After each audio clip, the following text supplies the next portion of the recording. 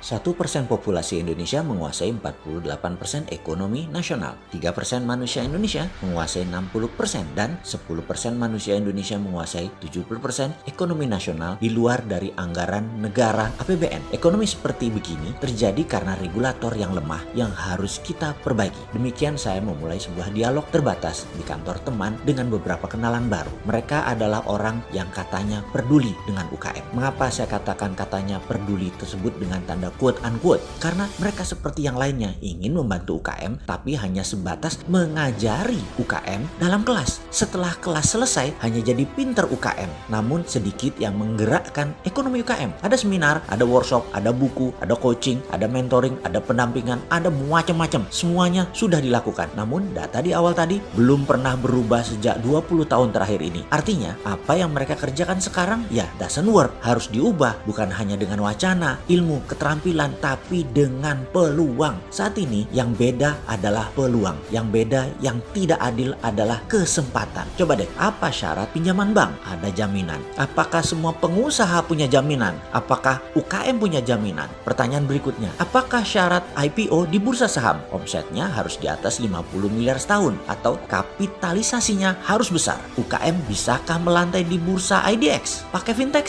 Pakai pinjaman tersebut? Wih, bunganya jadi rentenir tuh. Membuka lapangan kerja di mana 97% angkatan kerja diserap UKM, tetapi UKM tidak bisa pinjam bank, tidak bisa IPO. Lalu ilmu yang diajari tadi oleh orang yang dikatakan peduli tadi dipakainya di mana? Disinilah serunya pembicaraan kemarin di mana kita ditantang. Bagaimana bisa menjawab $1 million question? Bagaimana UKM bisa naik kelas, yaitu menjadi perusahaan beraset besar dan beromset besar? Kalau saya boleh usul, yang pertama adalah bagaimana perusahaan bisa beromset besar terlebih dahulu. Jadi strateginya adalah selling terlebih dahulu. Kita semua tahu selling adalah seni menjual, yang seharusnya di atasnya adalah marketing dulu, bahkan seharusnya di atasnya lagi marketing ada yang namanya branding terlebih dahulu. Tapi kelamaan kalau di saat COVID kita bangun branding dulu, menentukan marketing dulu, kelamaan. Branding itu membangun trust, marketing itu memilah dan memilih pasar. Namun selling, ya selling, jualan, closing. Sungguh bagi saya closing selling itu menjadi terpenting saat ini. Jadi kalau bisa disimpulkan adalah kita harus melakukan push selling. Pull selling atau menarik adalah strategi online shop. Berjualan menggunakan sosmed seperti IG atau FB. Marketplace seperti Tokopedia, Bukalapak, Shopee, itu semua besar biaya iklannya. Karena membuat orang kita tarik datang ke landing page kita, datang ke lapak kita. Di masa daya beli pilih-pilih seperti saat ini, karena kontraksi ekonomi resesi dunia, maka pull selling kurang agresif. Narik itu kurang agresif. Kita harus nyerang. Menyerang itu apa? Namanya push selling. Kita datangi sosmed orang, kita sambangi email orang, WA orang, Telegram grup, apapun kita infokan. Kita serbu dengan berbagai tools. Oke, ada yang perlu contoh push selling lebih rinci nggak? Oke, kita jelaskan, kita sederhanakan, kita ikuti cerita ini. Beberapa saat yang lalu ada pertanyaan dilontarkan ke saya. Bisa jelaskan apa itu dinaran, Pak? Pertanyaan datang dari seorang yang baru dikenalkan oleh mitra bisnis saya. Saya pun menjawab begini. Dinaran adalah GoPay plus Genius plus debit card plus underlying emas. Oh gitu, sistem pembayaran toh. Saya pikir dinaran itu seperti beli emas di Pegadaian, hanya lebih liquid karena berbasis teknologi digital. Oh bukan Pak, dinaran adalah aplikasi alat bayar multi channel. Saat ini kita luncurkan dinaran emas seperti tadi yang saya jelaskan. Nanti akhir Oktober 2020 ini ada dinaran dolar, di mana underlying dana Anda bisa memilih dolar sekarang. Ke depan bukan hanya emas underlyingnya, tapi bisa pilih dengan dolar. Di akun yang lain tentunya. Anda boleh punya 2 akun di dinaran. Satu dinaran emas, satunya dinaran dolar. Jadi penjelasan lengkapnya dinaran dolar adalah GoPay plus Genius plus debit card plus underlying dolar. Sederhana membayangkannya. Seperti personal portable money changers, aplikasi dinaran tersebut. Demikian saya menjelaskan sesimpel mungkin. Karena baru kenalan gak enak kalau jualan terus. Tapi saya tidak kuasa menahan untuk tidak meneruskan jualan. Namanya juga peluang di depan mata. Jadi saya teruskan. Fitur-fitur dinaran masih terus disempurnakan. Usia dinaran baru 4 bulan saat ini. Muasalnya mengurus semua izin dan teknologi mundur ke 1 tahun yang lalu. Sudah cukup panjang perjalanan dinaran sesungguhnya. Dinaran adalah cerita panjang dari analisa mendalam memprediksi ke depan tentang tumbuhnya kebutuhan bertransaksi dengan berbasis personal sovereign wealth fund.